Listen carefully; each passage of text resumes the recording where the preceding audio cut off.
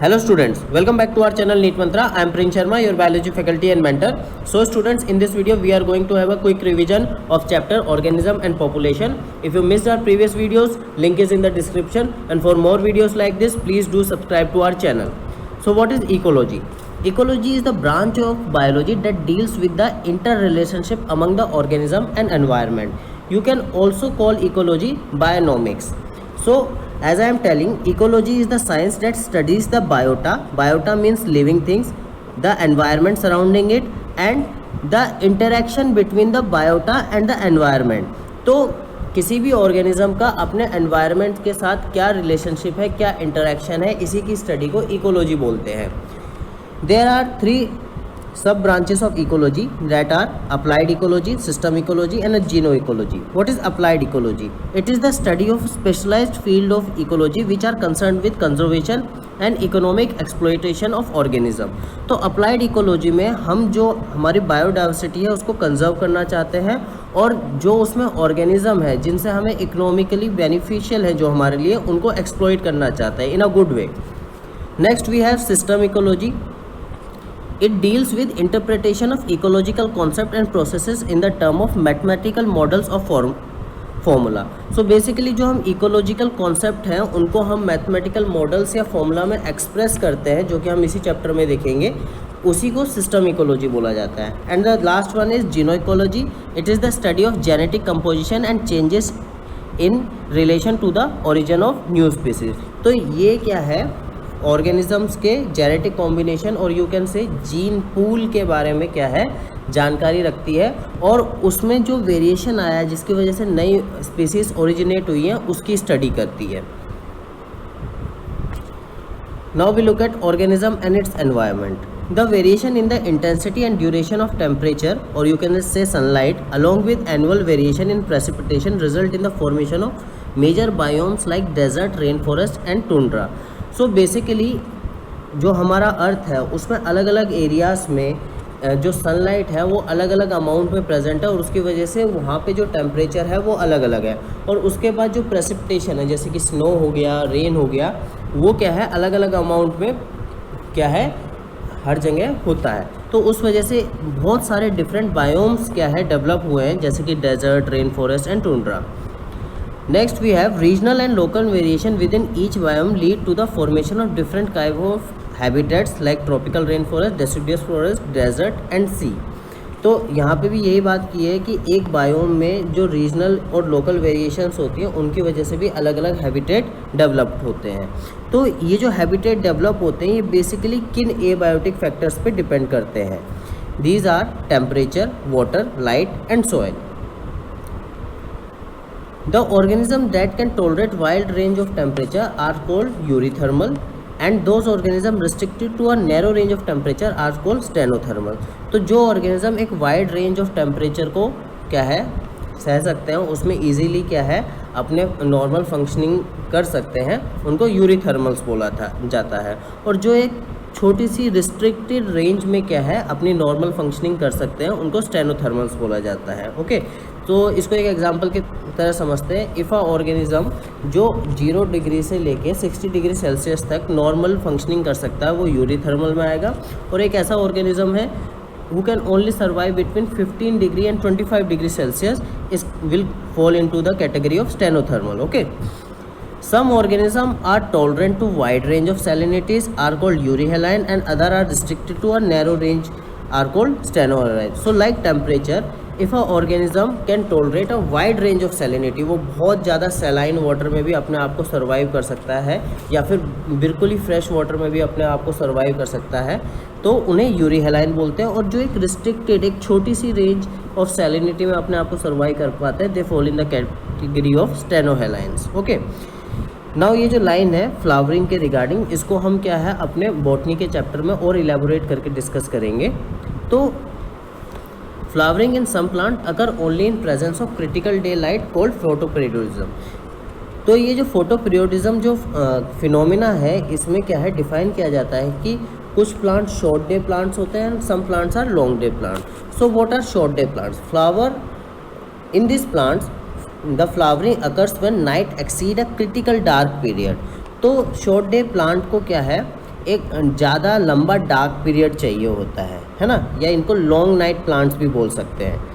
And in long day plant flowering only occur if the night is short then critical dark period. तो basically long day plants को ज़्यादा amount में sunlight चाहिए होती है और इनको एक छोटा डार्क पीरियड चाहिए होता है। तो बेसिकली जो ये प्लांट्स की डिपेंडेंस है लाइट के ऊपर, इसी को फोटोपीरियोडिज्म बोला जाता है। Okay, next we look at soil composition, grain size and aggregation determine the percolation and water holding capacity of the soil, along with pH, minerals composition and topography determine the vegetation in an area। तो किसी भी area में, in any area, किस type का vegetation होगा ये highly dependent होता है वहाँ पे कौन सी किस टाइप की सॉइल प्रेजेंट है, क्योंकि अलग अलग टाइप की सॉइल में अलग अलग प्रॉपर्टीज़ होती हैं कि वो वाटर को ज़्यादा अच्छे से होल्ड कर सकते हैं या नहीं कर सकते। जैसे डेजर्ट की जो सॉइल है वो वाटर को अच्छे से होल्ड नहीं करती, तो वहाँ पे आपको वेजिटेशन बहुत कम मिलती है ना। बट जो ट्रॉपिकल रेन फॉरेस्ट की सॉइल है वो क्या है, वाटर को अच्छे से, वाटर होल्डिंग कैपेसिटी बहुत अच्छी होती है वहाँ पे, तो वहाँ आपको वेजिटेशन ज़्यादा देखने को मिलती है। तो इन सब चीज़ों के ऊपर किसी भी एरिया की, जैसे कि पीएच, मिनरल के ऊपर क्या है, किसी भी एरिया की वेजिटेशन क्या है, डिपेंड करती है। Next we have a term regulator. Some organism are able to maintain homeostasis by physiological, sometime behavioural also means which ensure constant body temperature and constant osmotic pressure. तो what does homeostasis mean? Homeostasis का मतलब ये है कि चाहे बाहर कोई भी टेम्परेचर हो रहा हो या कोई भी क्या है, कम हो रहा हो टेम्परेचर या ज़्यादा हो रहा टेम्परेचर, आपके जो बॉडी का टेम्परेचर है वो क्या है, कांस्टेंट रहेगा। तो कुछ ऑर्गेनिज्म जो अपना बॉडी टेम्परेचर कांस्टेंट रख पाते हैं चाहे बाहर कोई भी कंडीशन हो, उनको क्या है, रेगुलेटर्स बोलते हैं। और ऐसे ही बॉडी टेम्परेचर को कांस्टेंट रखने के साथ जो वो अपना ऑस्मोटिक कंसंट्रेशन है उसको भी क्या है, कांस्टेंट रख पाते हैं। Next we have conformers. तो ज़्यादातर जो ऑर्गेनिज्म है इस अर्थ पे वो कन्फर्मर्स है। As you can see here, majority of animals and nearly all plants can not maintain a constant inner temperature, their body temperature and osmotic concentration change with the change in environment। तो जो उनका ambient environment होता है, आसपास का जो environment होता है उसके हिसाब से उनका temperature और osmotic concentration क्या होता है, चेंज हो जाता है, और ऐसे ही organism को conformers बोलते हैं। So the question here is कि ज़्यादातर ऑर्गेनिज्म रेगुलेटर्स क्यों नहीं बन पाते, why all the conformers can not convert into regulator.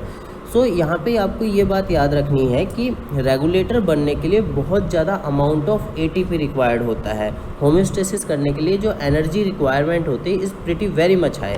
तो इसको एक सिंपल एग्जांपल से भी समझ सकते हैं कि जैसे अभी गर्मी का मौसम है, तो हमें पता है कि एसी लगा के हम इस गर्मी को क्या है, कंट्रोल कर सकते हैं अपने घर में, ऑफिसेस में। पर जो एसी का बिल है, जो उसकी एनर्जी कंजम्पशन है, वो हम क्या है, अफोर्ड नहीं कर सकते। तो ज़्यादातर लोग क्या करते हैं, स्वेट करते हैं और गर्मी से काउंटर करते हैं। तो बिल्कुल वैसी ही बात है कि कन्फर्मर्स रेगुलेटर तो बन सकते हैं, पर इसके लिए उनको बहुत ज़्यादा एटीपी खर्च करनी पड़ेगी और वो नहीं करना चाहते। Next we have a point, heat loss और heat gain is a function of surface area. यहाँ पे ये कह रहे हैं कि जो हीट लॉस और हीट गेन है वो क्या है, फंक्शन ऑफ सरफेस एरिया है।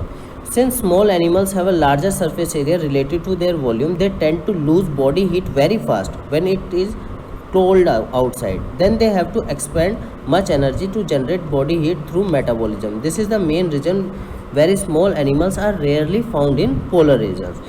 तो यहाँ पे ये जो पॉइंट है ये कह रहा है कि पोलर रीजन्स में जो स्मॉल एनिमल्स हैं वो नहीं पाए जाते हैं, क्योंकि उनका जो सरफेस एरिया होता है रिलेटिव टू देयर वॉल्यूम वो बहुत ज़्यादा होता है, और ज़्यादा सरफेस एरिया होने की वजह से हीट लॉस ज़्यादा होता है, और इसकी वजह से अपना बॉडी टेम्परेचर कांस्टेंट करने के लिए उनको क्या है, बहुत ज़्यादा एनर्जी लगेगी, जो कि वो क्या है, बेसिकली मेटाबॉलिज्म से जनरेट करेंगे। तो इसलिए जो स्मॉल साइज्ड ऑर्गेनिजम्स हैं या एनिमल्स हैं वो पोलर रीजन्स में नहीं पाए जाते हैं।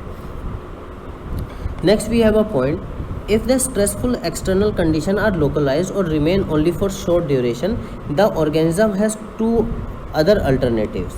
One is migration and second one is suspension. तो ये आप लोग आज के जो हमारे ट्रेजिक हालात हैं उनसे बहुत अच्छा समझ पाएंगे। तो basically it's very tragic to say year, पर कोरोना वायरस की वजह से बहुत सारे जो लोग हैं जो किसी दूसरे शहर में काम कर रहे थे वो माइग्रेट कर गए, क्योंकि वहाँ पे क्या है कंडीशन बहुत ज़्यादा एक्सट्रीम स्ट्रेसफुल हो गई थी। ये एग्जांपल आप बहुत रिलेट कर पाएंगे इस मोमेंट पे। और इन स्ट्रेसफुल कंडीशन से कोप करने के लिए हम सब एक सस्पेंडेड स्टेज में हैं, हम सब क्या है अपने क्या है घरों में बैठे हुए हैं, ताकि हम क्या है इस जो स्ट्रेसफुल एक्सटर्नल कंडीशन है इससे क्या है आगे निकल सके। ओके, सो इसमें हम एक और एग्जांपल दे सकते हैं। जो माइग्रेटरी बर्ड होते हैं वो पूरे क्या है लगभग आधी अर्थ का चक्कर लगा के एक जगह से दूसरे जगह जाते हैं, कैलेडियो नेशनल पार्क में आते हैं, क्योंकि जहाँ पहले वो थे वहाँ पे अब स्ट्रेसफुल कंडीशन आ गई है। ओके, सस्पेंशन का हम एक साइंटिफिक एग्जांपल दे सकते हैं। Under unfavourable condition species in lake and ponds are known to enter diapause. It is a stage of suspended development. तो जो स्पीसीज़ लेक में प्रेजेंट होती हैं वो क्या है डायपोज में एंटर कर जाती हैं, और ये एक सस्पेंडेड डेवलपमेंट है। इसमें मेटाबॉलिज्म बिल्कुल मिनिमल हो जाता है और वो इंतज़ार करते हैं कि कब अनफेवरेबल कंडीशन जाएंगी और फेवरेबल कंडीशन वापस आएंगी। नेक्स्ट, जो हम स्ट्रेसफुल जो एक्सटर्नल एनवायरनमेंट है उसके हिसाब से हम लोग क्या कर सकते हैं अडेप्ट कर सकते हैं। जैसे अभी कोरोना वायरस है तो हम इसके हिसाब से क्या अडेप्ट कर रहे हैं, सोशल डिस्टेंसिंग मेंटेन कर रहे हैं, मास्क पहन रहे हैं, सैनिटाइजर्स यूज़ कर रहे हैं, तो ये हमारे अडेप्टेशंस हैं, है ना। तो ऐसे ही जो ऑर्गेनिजम्स हैं वो अडेप्टेशन शो करते हैं, जो कि मॉर्फोलॉजिकल भी हो सकती हैं, फिजियोलॉजिकल भी हो सकती हैं और बिहेवियरल भी हो सकती हैं। तो इससे जो ऑर्गेनिज्म है वो बेटर सर्वाइवल चांसेस होते हैं और बेटर रिप्रोडक्टिव चांसेस होते हैं उसके। Mammals from colder climate generally have shorter ears and lives to minimize heat loss. तो जो मैमल्स हैं कोल्डर एरियाज़ में रहते हैं उन्होंने क्या है अपनी जो एक्सट्रीमिटीज़ हैं है ना, ईयर्स एंड लिम्स, उनको क्या है साइज़ में बहुत छोटा कर दिया जिससे उनका सरफेस एरिया कम हो जाए और हीट लॉस क्या हो जाए कम हो जाए। उसको एलन्स रूल्स के नाम से भी जाना जाता है।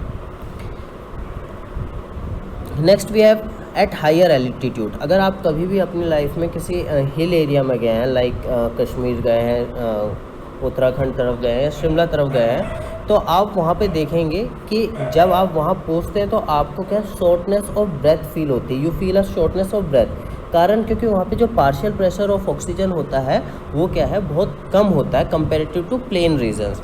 तो हमारी बॉडी क्या करती है एक्लेमाइजेशन शो करती है। Acclimatisation is a form of adaptation जो हमारी बॉडी शो करती है हायर एल्टीट्यूड्स पे जाके। तो हमारी बॉडी क्या करती है आरबीसी को इंक्रीज़ कर देती है ना, ठीक है, और क्या है ब्रीथिंग रेट को क्या करता है इंक्रीज़ कर देती है इस एनवायरनमेंट से कोप अप करने के लिए, लेस अमाउंट ऑफ ऑक्सीजन से कोप अप करने के लिए। Now we see a behavioural response which is seen in desert lizard. तो डेजर्ट लिजर्ड क्या करता है सन में बैठा रहता है और हीट को एब्जॉर्ब करता है और जब तक और अपने टेम्परेचर को राइज़ करता है ऑप्टिमम टेम्परेचर तक, और जैसे ही उसका टेम्परेचर ऑप्टिमम रेंज से ऊपर जाने लगता है वो वापस से शेड में आ जाता है, अपने कंफर्ट जोन में आता है। तो ये वो बार बार करता रहता है ताकि उसका जो टेम्परेचर है वो मेंटेन रहे। इसी को बिहेवियरल रिस्पॉन्स बोला जाता है। Next we are talking about some important points on predators. So हम प्रीडेशन की बात पॉपुलेशन इंटरेक्शन में नहीं करेंगे क्योंकि सारे पॉइंट्स हम यही कवर कर रहे हैं। So predator act as conduit for energy transfer across the trophic level. तो जो प्रीडेटर्स होते हैं बेसिकली एनर्जी को ट्रांसफ़र करते हैं एक ट्रॉफिक लेवल से दूसरे ट्रॉफिक लेवल पे। अब प्रेडेटर में सिर्फ लायन और डियर का एग्जांपल नहीं है। अगर एक स्पैरो एक सीड को खा रही है वो भी उसके लिए एक प्रेडेटर की तरह है। तो herbivore is also a type of predator. So plant ने खाना बनाया, हर्बीवोर ने उसको खाया और फिर हर्बीवोर को कार्निवोर ने खाया। तो बेसिकली ये एक चेन बन गई जिससे एनर्जी ट्रांसफ़र हो रही है। Now here we have a example कि प्रीडेटर क्यों important, why are predators very important. So it is a example of prickly pear cactus. तो इसको क्या है ऑस्ट्रेलिया में लगाया गया था 1920s में, और ये क्या है एक हेरोइक रेट एक्सपोनेंशियल रेट के साथ पूरे रेंज लैंड में फैल गई थी, क्योंकि वहाँ पे इसका नेचुरल प्रीडेटर नहीं था जो एक मौत था, और बाद में उस प्रीडेटर को इंट्रोड्यूस करवाया गया और इसको कंट्रोल किया गया। तो यहाँ से आप देख सकते हैं अगर प्रीडेटर नहीं हो तो जो प्रे है वो एक एक्सपोनेंशियल रेट में इंक्रीज़ कर सकता है और इससे बैलेंस बिगड़ जाएगा इकोसिस्टम का। उसके बाद predator are also help in maintaining species diversity in a community by reducing the intensity of competition among competing prey species. तो जो प्रे स्पीसीज हैं वो आपस में compete करती रहती हैं, और क्या है, इससे क्या होगा, जो इन्फीरियर स्पीसीज़ है वो एक्सटिंक्ट हो जाएगी, और इकोसिस्टम में जितनी कम स्पीसीज़ रहेंगी उससे ज़्यादा इकोसिस्टम उतना ज़्यादा अनस्टेबल होता रहेगा। तो प्रेडेटर क्या करता है, उनको बेसिकली उनकी जो कंपटीशन की इंटेंसिटी है उन पे प्रे करके उसको कम कर देता है और सारी स्पीसीज डाइवर्सिटी को मेंटेन करता है। Next we look at plants. तो जो नियरली 25% इंसेक्ट हैं वो क्या है, फाइटोफेगस है, means they feed on plant SAP and other plant parts. Okay, so plant evolved and morphological and chemical defenses against herbivores. So in morphological defense we have acacia and cactus because they develop thorns. Okay, and in chemical defense we have calotropis which grow in abundant field. These plants produce highly poisonous cardiac glycoside which lead to cardiac arrest if someone eat them. So जो grazing kettles हैं वो इन area से दूर रहते हैं, क्योंकि उनको पता है कि कैलोट्रोपिस में बेसिकली उनको पता चल गया, किसी ने खाया होगा और उन्होंने उसको देखा होगा, तो वो इसको अवॉइड करते हैं, क्योंकि इन्होंने क्या हाईली पॉइजनस कार्डिक ग्लाइकोसाइड्स बना लिए हैं अपने बॉडी के अंदर प्लांट्स ने। Now we look at population. So what is population? Individual of any species live in groups in well-defined geographical areas, share or compete for similar resources, potentially interbreed and constitute a population. So एक ही species के बहुत सारे organism, कोई भी species हो सकती है, जैसे ह्यूमन स्पीसीज़ मान लेते हैं, ये क्या है, एक डिफाइंड जोग्राफिकल एरिया में रहते हैं। जैसे आप किसी भी एक जोग्राफिकल एरिया में रहते हैं, जैसे हम मान लेते हैं कि हमारी नीट की एक पॉपुलेशन है ना, तो हम लोग क्या है, सब एक सेम रिसोर्स के लिए compete कर रहे हैं या उसको शेयर करना चाहते हैं। वो सेम रिसोर्स क्या है, मेडिकल कॉलेज, है ना, ठीक है। और कोई भी पॉपुलेशन होती है अपने आप को सर्वाइव करने के लिए वो इंटरब्रीड करती है आपस में, जिससे उसकी पॉपुलेशन मेंटेन रहे। तो ये जो इंडिविजुअल्स हैं, यही क्या है, बहुत सारे इंडिविजुअल्स पॉपुलेशन बनाते हैं। Now we look at population attributes. So population के क्या एस्पेक्ट्स होते हैं? One is birth rate, other one is death rate, third one is population density and fourth one is sex ratio. Birth rate कि एक year में कितने organisms उस species में पैदा हो रहे हैं। डेथ रेट एक उसी अगर सेम स्पीसीज़ की बात करें तो उसमें कितनी डेथ हो रही है पर ईयर, है ना। और population density size of the population की एक पॉपुलेशन में कितने ऑर्गेनिज्म है टोटली, ठीक है। And the last one is sex ratio. Sex ratio ऐसे देखा जाता है कि 1000 मेल के मुकाबले कितनी फ़ीमेल है। अब यहाँ पे फीमेल के मुकाबले मेल भी देख सकते हैं, पर जो नॉर्मली ह्यूमन पॉपुलेशन है हमारे इंडिया में ख़ास तौर पे मेल 1000 मेल के मुकाबले फीमेल्स कम हैं। ओके, एक पॉपुलेशन में डिफरेंट एज के बहुत सारे ऑर्गेनिजम्स हो सकते हैं। जैसे आप अपने आसपास देख लीजिए, आपसे यंग लोग भी हैं, एल्डरली लोग भी हैं, आपके साथ के लोग भी हैं। Okay, so if the age distribution is plotted for the population on a graph, the resulting structure is known as age pyramid. तो हम अगर इनको ग्राफिकली क्या है डिस्ट्रीब्यूशन करते हैं तो एज पिरामिड्स बनते हैं। Okay, so 3 types of age pyramids are there: expanding, stable and declining. Expanding age pyramid means young and growing. So our India's age pyramid is expanding, क्योंकि यहाँ पे जो young population है, प्री रिप्रोडक्टिव पॉपुलेशन है, वो ज़्यादा है। हमारे में यूथ ज़्यादा है हमारे इंडिया में। In stable population the growth is very little. So the pre reproductive and reproductive जो ऑर्गेनिजम्स हैं इस टाइप के एज पिरामिड में वो लगभग इक्वल होते हैं। And in declining, the declining is elderly and shrinking. तो जो डिक्लाइनिंग एज पिरामिड्स होते हैं वो क्या है, बेसिकली उनमें क्या है, जो बूढ़े लोग होते हैं, एल्डरली लोग होते हैं, वो ज़्यादा होते हैं। अभी अगर आप न्यूज़ वगैरह देखते हैं तो चाइना ने कुछ टाइम पहले ही, जो आजकल काफ़ी परेशान कर रहा है इंडिया को, चाइना ने कुछ टाइम पहले ही क्या है अपना 1 चाइल्ड पॉलिसी को रिमूव किया है। तो पहले वहाँ रूल था कि सिर्फ एक चाइल्ड क्या है आप प्रोड्यूस कर सकते हो, एक कपल सिर्फ एक चाइल्ड क्या है रख सकता है। तो अब उन्होंने इसको रिमूव कर दिया। क्यों? क्योंकि उनकी जो पॉपुलेशन है वो डिक्लाइनिंग हो गई थी, उनका एज पिरामिड डिक्लाइनिंग हो गया था, वहाँ पे बूढ़े लोग ज़्यादा हो गए थे। तो अगर किसी भी पॉपुलेशन में बूढ़े लोग ज़्यादा है तो ये आने वाले टाइम में बढ़िया नहीं है, क्योंकि वहाँ पे काम करने के लिए कोई आदमी नहीं रहेगा, और काम करने के लिए नहीं रहेगा तो उस देश की जो प्रोडक्शन है, जो एफिशिएंसी है, वो कम हो जाएगी। Now we look at population growth. So the main factor which determine the population growth are natality, that means number of birth, mortality, number of death, immigration, individual come into habitat, अगर कोई जैसे India में कहीं से refugees आते हैं तो वो इमिग्रेशन होते हैं, और इमाइग्रेशन यू कैन कॉल, जो जैसे कि हमारे यहाँ पंजाब से कनाडा जाते हैं लोग, है ना, वो इमाइग्रेशन है, हैबिटेट को लीव करते हैं। तो बेसिकली इसका ये फॉर्मूला है कि अगर हम पॉपुलेशन डेंसिटी को n से रेफ़र करते हैं तो at time t population density is n, so at time t+1 the population density will be equal to nt plus bracket v+i minus d+e। Okay, तो ये फॉर्मूला है, इजी फॉर्मूला, आपको याद होना चाहिए। Now we have growth model. Growth of population take place according the availability of food, habitat condition and presence of other biotic and abiotic factors. तो किसी भी पॉपुलेशन की ग्रोथ डिपेंड करती है उसके आसपास फूड कितना है, हैबिटेट कंडीशंस क्या है, फेवरेबल है या नहीं है, और वहाँ पे बायोटिक और एबायोटिक फैक्टर्स कौन से हैं। तो इसके हिसाब से हमने दो ग्रोथ मॉडल बनाए हैं, one is exponential growth model and other is logistic growth model. So first we discuss exponential growth model, and it is not a realistic growth model. Okay, it is not a practical growth model, ये सिर्फ आपको laboratory में आप क्या है इसको देख सकते हैं। In this kind of growth occurs when food and space is available in sufficient amount.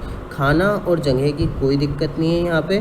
तो जब अगर कहीं पे, तो बेसिकली आप देखिए हम ह्यूमंस की भी क्या बेसिक डिमांड है, रोटी, कपड़ा और मकान, और अगर इनकी दिक्कत नहीं हो रहे तो पॉपुलेशन बिल्कुल एक्सपोनेंशियल रेट पे ग्रो करती रहे। ठीक है, it is also known as geometric growth.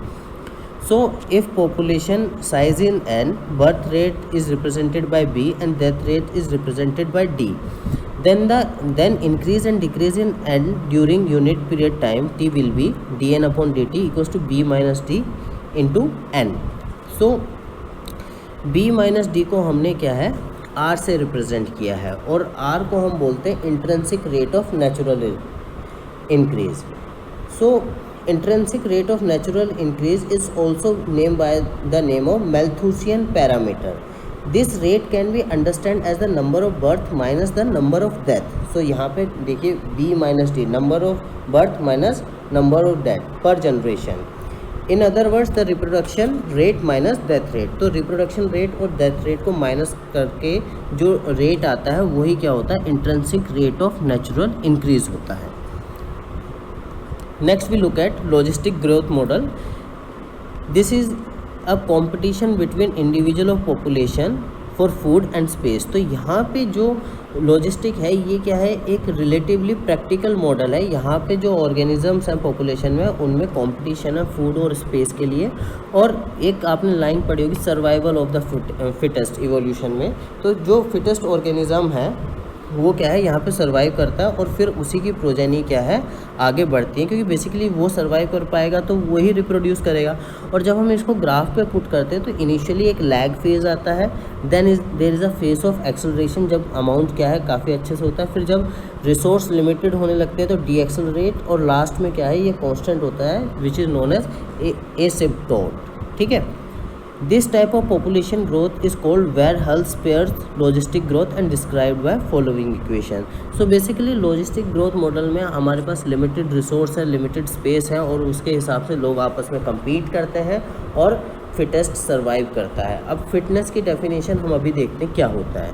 So इसका जो formula है वो है dn upon dt equals to rn bracket k minus n upon k, और k यहाँ पर रिप्रेजेंट कर रहा है कैरिंग कैपेसिटी। तो एक इकोसिस्टम की, जैसे मान लीजिए आपके पास एक कार है ना, कार एक इकोसिस्टम है, तो उसकी क्या है एक वो होती है कैपेसिटी होती है कि वो कितने लोगों को कैरी कर सकता है। तो आप बेसिकली कार में 4, 5 मैक्सिमम 6, अब कोई ज़बरदस्ती में 10-12 लोग भर ले तो उस कार के साथ कुछ भी हो सकता है, वो पलट भी सकती है, एक्सीडेंट भी हो सकता है। तो ऐसे ही इकोसिस्टम है, इकोसिस्टम में अगर क्या है कंसिडरेबल लोग हैं तो वो इकोसिस्टम अच्छे से सर्वाइव कर पाएगा। अगर उसकी कैरिंग कैपेसिटी से ज़्यादा उसमें ऑर्गेनिज्म होंगे तो वो इकोसिस्टम अच्छे से वर्क नहीं कर पाएगा। ओके, और ये नीट में भी पूछा गया है कि के क्या रिप्रेजेंट करता है, तो आपको ये पता होना चाहिए। Okay, now we look at life history variation. Population evolved to maximize their reproductive fitness, also called Darwinian fitness. That means high R value in the habitat in which they live and evolve the most efficient reproductive strategy. तो कोई भी population है वो क्या है अपनी reproductive fitness को basically अपने जो प्रोजेनिस हैं उनको ज़्यादा से ज़्यादा बनाने का एक रिप्रोडक्टिव स्ट्रेटजी क्या है बनाती है जो बेस्ट हो, ताकि उनकी जो पॉपुलेशन है उनकी जो स्पीसीज़ है वो सर्वाइव कर सके और वो एक्सटिंक्ट ना हो जाए। तो जिस भी ऑर्गेनिज्म की क्या है डार्विनियन फिटनेस है, मतलब उसका रिप्रोडक्टिव पोटेंशियल जो है वो हाई है, मतलब हाई आर वैल्यू है, वो इजीली सर्वाइव कर जाता है और नेचर उसको बेसिकली सिलेक्ट कर लेता है और इसी को नेचुरल सिलेक्शन बोलते हैं। सो कुछ ऑर्गेनिजम्स हैं जो लाइफ टाइम में सिर्फ एक ही बार ब्रीड करते हैं, जैसे पैसिफिक सैल्मन फिश और बैम्बू, है ना। तो मतलब इनकी जो आर वैल्यू है वो बहुत लो है। बल्कि कुछ ऑर्गेनिज्म है जो बहुत ज़्यादा बार क्या है ब्रीड कर सकते हैं अपने लाइफ टाइम में, जैसे कि बर्ड्स हैं, मैमल्स हैं, है ना। कुछ ऑर्गेनिज्म स्मॉल साइज ऑफस्प्रिंग बनाते हैं, जैसे कि ऑयस्टर एंड पेलाजिक फिशेज, और कुछ ऑर्गेनिज्म क्या है लार्ज साइज क्या है ऑफस्प्रिंग बनाते हैं, जैसे कि बर्ड और मैमल, जैसे एलिफेंट आप देख लीजिए लार्ज साइज होता है। तो जिस हैबिटेट में रहते हैं उस हिसाब से जो पॉपुलेशन है या ऑर्गेनिज्म है वो अपनी रिप्रोडक्टिव फिटनेस क्या है मैक्सिमाइज करना चाहता है, ताकि उसकी जो स्पीसीज है या उसकी जो प्रोजेनिस है वो सर्वाइव कर सके। Okay, next we look at population interactions. तो किसी भी एक स्पीसीज़ के लिए for any species the minimal requirement, जो सबसे कम रिक्वायरमेंट है सर्वाइव करने के लिए, कि उसके आसपास एक और स्पीसीज़ हो जिस पे वो क्या है फीड कर सके। तो इस वजह से जो पॉपुलेशंस हैं उनमें कुछ इंटरेक्शंस होते हैं जिनको मैंने लिस्ट किया हुआ है। The first one is mutualism. Mutualism में जो दोनों स्पीसीज़ हैं उनको क्या है फ़ायदा होता है, दोनों एक दूसरे को बेनिफिट करती हैं और ये दोनों को एग्जिस्ट एंड को इवॉल्व करती हैं, कि अगर एक भी नहीं रहेगा तो दूसरा भी नहीं रह पाएगा, और अगर एक किसी प्रकार की इवोल्यूशन कर रहा है तो दूसरा भी उसी प्रकार से इवॉल्व करता है। Next one is competition. तो जो कंपटीशन है उसमें जो दोनों स्पीसीज़ हैं उनको नुकसान होता है, क्योंकि बेसिकली compete करेंगे तो अगर सेम रिसोर्स के लिए मान लीजिए compete कर रहे हैं तो एक को मिलेगा दूसरे को नहीं मिलेगा, और काफ़ी ज़्यादा वो उसी चीज़ में लगे रहेंगे, है ना। तो दोनों ही स्पीसीज़ को क्या है इसमें नुकसान होता है कंपटीशन में। Next one we have predation. तो इसमें हम लायन और डियर का एग्जांपल लेते हैं। लायन को खाना मिल जाता है तो उसे फ़ायदा हो गया, और डियर की तो बेचारे की डेथ हो गई तो उसको क्या हुआ नुकसान हो गया, तो minus. Next we have parasitism. Parasitism ये organism parasites are of two type, ectoparasite and endoparasite. Ectoparasite वो ऑर्गेनिज्म होते हैं जो बॉडी के बाहर रह के क्या है आप पे फीड करते हैं, और एंडोपैरासाइट जो बेसिकली आपको बॉडी के अंदर रह के परेशान करते हैं। और उसमें एक बहुत फेमस एग्जांपल आपको पता होगा प्लाज्मोडियम। आप सबने ह्यूमन हेल्थ एंड डिजीज़ में क्या है प्लाज्मोडियम की साइकिल पढ़ी होगी। तो बेसिकली हमें उससे हार्म होता है, क्योंकि वो हमारे अंदर हीमोजोइन रिलीज़ कर देता है, जिससे हमें बुखार चिल्स आते हैं, हमारे लीवर सेल डिस्ट्रॉय करता है, आरबीसीज डिस्ट्रॉय करता है, और ख़ुद की साइकिल चलाता रहता है। तो बेसिकली प्लाज्मोडियम को फ़ायदा हो रहा है और हमें नुकसान हो रहा है। Next one we have commensalism. Commensalism में एक स्पीसीज़ को कोई फ़र्क नहीं पड़ता और दूसरी स्पीसीज़ को फ़ायदा हो जाता है, ठीक है। इसके एग्जांपल्स हम डिस्कस करेंगे। And next we have amensalism. Amensalism में एक को तो कोई फ़र्क नहीं पड़ा, दूसरे को नुकसान हो गया। तो इसमें हम लोग क्या है पेनिसिलियम या पेनिसिलिन की बात कर सकते हैं, कि जो फंगस है पेनिसिलियम नोटाटम, उसने क्या है एक फ्लूइड सिक्रेट किया जो कि एंटीबायोटिक था, जिससे बैक्टीरियल कॉलोनी की डेथ हो गई, पर फंगस को कोई फ़र्क नहीं पड़ा। तो ये एमेंसलिज्म बिल्कुल ऐसा है। सो I am discussing competition here in a little detail. Competition occur when closely related species compete for same resource that are limiting. तो competition आपको अगर बेसिकली आप नॉर्मल डेफिनेशन देखना चाहते हैं तो क्लोजली रिलेटेड स्पीसीज़ में होता है, जो सेम रिसोर्स के लिए क्या है फाइट कर रही है, और रिसोर्स क्या है लिमिटिंग होना चाहिए। पर ये क्या है स्टेटमेंट पूरी तरीके से सही नहीं है ना। ज़रूरी नहीं है कि रिसोर्स लिमिटिंग हो। Resource need not to be limiting for competition to occur. In interference competition, the feeding efficiency of one species might be reduced due to the interfering and inhibitory presence of other species, even if the resource are abundant. तो कई बार क्या होता है कि resource तो abundant होता है ना, तो आप इसको इस जो लाइन है इसको ऐसे समझ सकते हैं कि खाना तो बहुत सारा था, है ना, बहुत सारा खाना था। मान लीजिए एक एग्जांपल लेते हैं, 4 से 20 रोटियां थी और 2 आदमियों को खाना था, है ना, ठीक है। पर जो एक आदमी था वो इतनी स्पीड से खाना खाता था कि दूसरे आदमी को मौका ही नहीं मिला खाना खाने का। तो रिसोर्स ज़रूरी नहीं है कि लिमिटिंग हो, रिसोर्स बहुत ज़्यादा हो सकता है, पर एक की जो फीडिंग एफिशिएंसी है वो क्या है, बहुत ज़्यादा हो, और एक की फीडिंग एफिशिएंसी बहुत कम हो। तो इसलिए जो जिसकी फीडिंग एफिशिएंसी कम होती है वो इन्फीरियर स्पीसीज़ बन जाएगा और धीरे धीरे एक्सटिंक्ट कर जाएगा। सो आप कंपटीशन को डिफाइन कैसे कर सकते हो? Competition is best defined as a process in which the fitness of one species measured in the term of r, the intrinsic rate of increase is significantly lower in the presence of another species. तो competition में क्या होता है, 2 species के बीच में competition हो रहा है, चाहे वो क्लोजली रिलेटेड हो या ना हो, तो जिसका आर ज़्यादा होगा, आर हाई होगा, रिप्रोडक्टिव पोटेंशियल हाई होगा, इंट्रेंसिक रेट ऑफ इंक्रीज ज़्यादा होगा, वो क्या है, सुपीरियर स्पीसीज़ बन जाएगी उस कंपटीशन में, और जिसका आर कम होगा वो इन्फीरियर स्पीसीज़ बन जाएगी, और धीरे धीरे इन्फीरियर स्पीसीज़ क्या है, एक्सटिंक्शन की तरफ जाने लगेगी।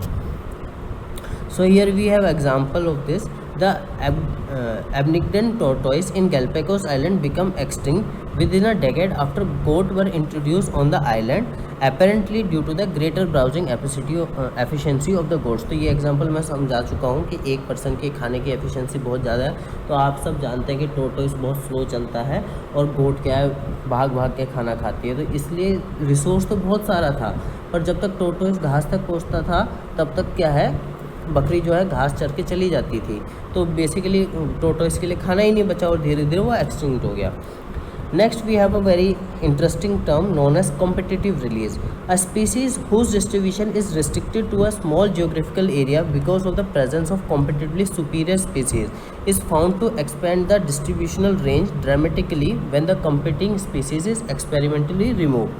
तो ये तो बहुत ज़्यादा इंग्लिश में हो गया, इसको एक बेसिक एग्जांपल्स के तौर पे समझते हैं कि जैसे आप जब छोटे रहे होंगे तो आपके फादर घर पे रहते होंगे, तो आप लोग सब ओबियसली, हम लोग मिडिल क्लास में सब अपने पेरेंट्स से काफ़ी डरते थे बचपन में, अभी भी डरते हैं। तो पापा के डर से या मम्मी के डर से हम लोग क्या है, एक कोने में किताब लेके बैठ के पढ़ने की एक्टिंग करते थे, है ना, और जैसे ही क्या है फादर अपने ऑफिस गए या उधर गए तो हम पूरे घर में क्या है उत्पाद मचाते थे, है ना। अब ये एक एग्जांपल है, ज़रूरी नहीं कि आपने ये किया हो, है ना। तो यहाँ पे कॉम्पिटिटिव रिलीज़ क्या है कि एक सुपीरियर स्पीसीज़ जब प्रेजेंट होती है किसी भी एनवायरनमेंट में, जो इन्फीरियर स्पीसीज़ होती है वो एक छोटे से इलाके में रहती है ना। पर जैसे ही अगर एक्सपेरिमेंटली आप उस सुपीरियर स्पीसीज़ को हटा दें तो जो इन्फीरियर स्पीसीज़ थी उसका एरिया क्या है जिसमें वो घूम सकती है वो क्या है, इंक्रीज़ हो जाता है, उसकी जो डिस्ट्रीब्यूशनल रेंज होती है वो इंक्रीज़ हो जाती है, और इसी को क्या है, कॉम्पिटिटिव रिलीज़ बोला जाता है। Next we have Gause's competitive exclusion principle state that 2 closely related species competing for the same resource cannot coexist indefinitely and the competitive inferior will be eliminated eventually। तो इस कॉम्पिटिटिव एक्सक्लूजन प्रिंसिपल में ये कहते हैं कि 2 closely related species अगर compete कर रहे हैं सेम रिसोर्स के लिए तो वो ज़्यादा लंबे समय तक एक साथ नहीं रह सकती और जो इन्फीरियर स्पीसीज़ है वो एलिमिनेट हो जाएगी। अब ये जो स्टेटमेंट है ये काफ़ी जगह ट्रू होती है, पर कुछ जगह क्या है ये फॉल्स हो जाती है। उसका एग्जांपल अभी जस्ट यही आगे लिखा हुआ है, रिसोर्स पार्टनिंग। तो क्या है, कुछ जो स्पीसीज़ हैं क्लोजली रिलेटेड स्पीसीज़ वो आपस में समझौता कर लेते हैं, रिसोर्स को बांट लेती हैं, है ना। तो वो इससे क्या करते हैं, कंपटीशन को अवॉइड करती हैं और अपनी जो फीडिंग हैबिट्स हैं और पैटर्न्स हैं उनको चेंज कर लेते हैं। जैसे मान लीजिए 2 स्पीसीज़ हैं ए और बी, है ना, वो दोनों घास खाते हैं, तो उन्होंने क्या है एक टाइम फिक्स कर लिया कि भाई 10 to 12 o'clock, ये सिर्फ एग्जांपल के लिए है, ज़रूरी नहीं कि उनको टाइम समझ आता हो हमारी तरह। 10 to 12 o'clock मैं क्या है घास खाऊंगा और 12 के 2 बजे तक तुम घास खा लेना। तो उन्होंने अपनी क्या है फीडिंग और फोराजिंग पैटर्न में चेंज कर लिया, जिससे उन्होंने रिसोर्स का बंटवारा कर लिया और अब उन्हें कम्पीट करने की ज़रूरत नहीं है। Next we look at parasite. Parasite may reduce the survival, growth and reproduction of the host and reduce the population density. This might render the host most vulnerable to predation by making it physically weak. जो parasite हैं वो किसी भी organism की survival, growth और reproduction की ability को कम कर सकते हैं, और धीरे धीरे अगर रिप्रोडक्शन की एबिलिटी कम हो जाएगी तो पॉपुलेशन डेंसिटी अपने आप कम हो जाएगी। क्यों? क्योंकि अगर कोई पैरासाइट किसी ऑर्गेनिज्म के अंदर है तो बेसिकली वो उसको वीक बनाएगा। मान लीजिए कोई पैरासाइट डियर के अंदर है, तो डियर क्या है, फिजिकली वीक हो जाएगा, और क्या है, लायन उसको इजीली कैप्चर कर पाएगा। तो बेसिकली क्या करते हैं, पैरासाइट किसी भी ऑर्गेनिज्म को उसके सर्वाइवल को क्या है के चांसेस को कम कर देते हैं। Next we look at a term brood parasitism. Brood parasitism, अगर आपने एक मूवी है, बहुत फेमस मूवी 3 इडियट्स देखी है, वहाँ पे शुरुआत में इसका एग्जांपल मेंशन किया जाता है कि brood parasitism basically crow and कोयल के बीच में है। यहाँ पे कोयल क्या करती है, अपना नेस्ट नहीं बनाती है, वो क्या है, क्रो के नेस्ट में अपने अंडे दे देती है और उसके अंडे को गिरा देती है। तो बेसिकली फिर क्रो को पता नहीं चलता, क्योंकि इवोल्यूशन के दौरान उन्होंने अपना अंडा ऐसा कर लिया जो बिल्कुल उसकी तरह, क्रो की तरह दिखता है ना। तो वो क्या है, उसको ब्रूड करती है और बाद में उससे क्या है, कोयल डेवलप होती है। ठीक है, इसी को ब्रूड पैरासिटिज्म बोलते हैं। तो यहाँ पे कोयल क्या है, चालाक बन के बेसिकली क्रो का नुकसान कर देती है। Next we have a commercialism example. The cattle अर्गेट and grazing cattle in close associated sight in your most likely to catch if you visit a rural area. तो अगर आप कभी किसी रूरल एरिया में जाएंगे तो जैसे गाय भैंस क्या होती है, किसी घास के मैदान से निकली होती है, तो उसके ऊपर उसकी पीठ पे कुछ पंछी बैठे होते हैं, और बेसिकली जैसे ही क्या है, जो बफेला है वो मूव करती है घास से, तो इंसेक्ट बाहर आते हैं और ये जो कैटल अर्गेट हैं उनको क्या है, कैच कर लेते हैं, उनको खा लेते हैं, जिससे क्या है, कमर्शियलिज्म में +0 का रिलेशनशिप था, तो कैटल अर्गेट को तो फ़ायदा हुआ पर ग्रेजिंग कैटल को कोई फ़र्क नहीं पड़ा। एक और एग्जांपल देख लेते हैं हम कमर्शियलिज्म का, that is between C anemone and clown fish. So C anemone have stinging tentacles and clown fish क्या है, उसके साथ साथ रहती है। तो बेसिकली जैसे क्या होता है कि कई बार आपने देखा, आपका एक स्ट्रॉन्ग फ्रेंड होता है, तो बहुत सारे बच्चे क्या है, एक स्ट्रॉन्ग फ्रेंड के साथ रहते हैं ताकि उनको कोई परेशान नहीं कर सके। तो जो क्लाउन फिश का स्ट्रॉन्ग फ्रेंड है वो है सी एनीमोन, क्योंकि उसके पास स्टिंगिंग टेंटेकल्स हैं और इसकी वजह से जो प्रेडेटर्स हैं वो दूर रहते हैं सी एनीमोन से, और क्लाउन फिश ने उससे दोस्ती कर लिया, तो क्लाउन फिश को इसको फ़ायदा हो जाता है और सी एनीमोन को कोई फ़र्क नहीं पड़ता। Next we have lichen. Lichen is a relationship, or you can say mutualistic relationship between fungus and photosynthetic algae और cyanobacteria। और बेसिकली इनकी जो डील हुई है वो ये है कि जो फंगस है वो क्या है, एल्गी या साइनोबैक्टीरिया को स्पेस देगी रहने के लिए, और photosynthetic algae will provide food to the fungus, है ना। और इसी रिलेशनशिप को लाइकन बोलते हैं। Next we have mycorrhizae. Mycorrhizae का एसोसिएशन हायर प्लांट्स में होता है, और इसमें क्या है, जो फंगस है वो हायर प्लांट्स को वाटर और मिनरल्स बेटर एब्जॉर्ब करके देती है, and in return higher plants give them food. Okay, next we have a very important mutualistic relationship, that is between fig tree and wasp. और ये इनका 1-to-1 रिलेशनशिप है कि सिर्फ इन्हीं के बीच में है, और ये दोनों आपस में कोएग्जिस्ट करते हैं और कोएवोल्यूट करते हैं। सो जो वास्प है, wasp pollinate the fig inflorescence, वो उसका पॉलिनेशन करता है, और इन रिटर्न वास्प क्या है, जो अपने एग है वो ले कर देता है फ्रूट में, which is known by the name of oviposition. और बाद में जो लार्वा है वो क्या है, उसकी सीड्स पे फीड करते हैं, ठीक है, ताकि जो लार्वा है वो ग्रो कर सके एडल्ट में। तो बेसिकली वास्प क्या है, उसका पॉलिनेशन कर रहा है, उसको रिप्रोड्यूस करने में मदद कर रहा है, और जो फिग है वो वास्प को रिप्रोड्यूस करने में मदद कर रहे हैं। यहाँ पे हम एक और एग्जांपल क्या कर सकते हैं, मेंशन कर सकते हैं, इट इज़ ऑफ ऑर्किड ऑफायरस। तो यहाँ पे वो क्या है, सेक्सुअल डिसीट का फिनोमिना है कि जो ऑर्किड है वो अपना एक जो पेटल है उसको क्या है, बिल्कुल फीमेल बी की तरह कर लेती है, और जो मेल बी है उसके साथ सूडो कॉपुलेशन लगता है, उसको लगता है कि यहाँ पे उसने कॉपुलेशन कर लिया, और इन रिटर्न क्या है, जो ऑर्किड है वो क्या है, अपना पॉलिनेशन करवा लेता है। ठीक है, ये भी एनसीईआरटी में मेंशन है और आपको पता होना चाहिए। So this is all about this chapter. If you liked our video, please share this video and like and subscribe to our channel. Thank you very much.